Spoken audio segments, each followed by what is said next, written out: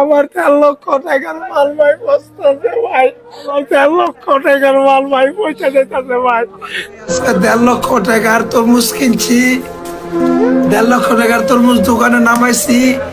Viral তরমুজ বিক্রেতা এখন কান্না করছে কেন? কি হলো তার সাথে হঠাৎ করেই? হাউমাউ করে কান্না করে কি বলছে তিনি?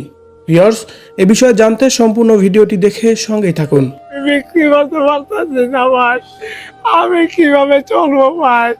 ভাইরাল হওয়ার পর থেকেই সেই তরমুজ বিক্রেতাকে দেখতে প্রতিদিন ভিড় জমাচ্ছে অনেক মানুষ।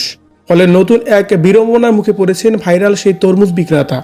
অনেকেই বিনা কারণে তার দোকানে এসে ভিড় জমাচ্ছে, ভিডিও করছেন। ফলে ক্রেতারা সেই তরমুজ বিক্রেতার দোকান এড়িয়ে যাচ্ছে। এমন অবস্থায় তরমুজ বিক্রি করতে না পেরে ভেঙে পড়ছেন এই বিক্রেতা। তার প্রায় 1.5 লক্ষ টাকার তরমুজ এখন অবিকৃত রয়ে গেছে বলে জানিয়েছেন তিনি। 1,50,000 টাকার মাল ভাই পয়সা দিতেছে ভাই, আমি বিক্রি করতে পারতেছি না। বিষয়টি নিয়ে সামাজিক যোগাযোগ মাধ্যমে এক স্ট্যাটাসে দিয়েছেন অভিনেতা শামীম সরকার। রোববার দিবাগত রাতে তিনি লিখেছেন, তরমুজ বিক্রেতাকে দিয়ে সবাই ফেসবুকে বা নিজের ব্র্যান্ডিং করে ডলার কামাইল। অপরদিকে ওই তরমুজ ব্যবসায়ী নিজের তরমুজ বিক্রি করতে না পেরে কাঁদছে। তার 1.5 লাখ টাকার তরমুজ নষ্ট হয়ে যাচ্ছে। এরপর সেই ব্যবসায়ীকে ব্যবসা করতে দেওয়ার আহ্বান জানিয়ে শামীম আরও লেখেন, ভাইরাল হওয়ার লোডই আলাদা, দোষ আছে, সবাই তোমার পাশে আছে, জুস খাওয়া শেষ, বিদায় বাংলাদেশ। লোকটার জন্য খুব মায়া লাগতেছে। শামীমের মতে অনেক নেটিজেনরাই ফেসবুকে পোস্ট দিয়ে সেই তরমুজ ব্যবসায়ীকে নিয়ে ভিডিও বানানো বন্ধ করার আহ্বানও জানিয়েছেন, বরং তাকে সুন্দরভাবে ব্যবসা করতে দেওয়ার পরিবেশ তৈরি করে দিতে বলেছেন অনেকেই।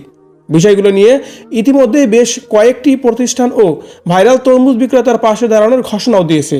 অনেকেই তার তরমুজগুলো কিনে নেওয়ার আগ্রহ দেখিয়েছেন, এমনটি দেখা গেছে। ভিউয়ার্স, ভাইরাল তরমুজওয়ালা ভাইরাল হতে হতে এতটাই ভাইরাল হয়েছে যে যার কারণে এখন তরমুজ বিক্রি তার বাদ গেছে।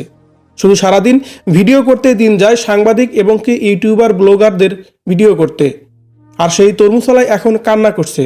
তার কারণ তার বিক্রি না হলে তো তার পেটে ভাত জুটবে না, তার ভিডিও করে তো কোনো লাভ নেই। যার কারণে এখন কান্না জড়িত কণ্ঠে বলছে, আমার 1.5 লাখ টাকা নষ্ট হয়ে যাচ্ছে।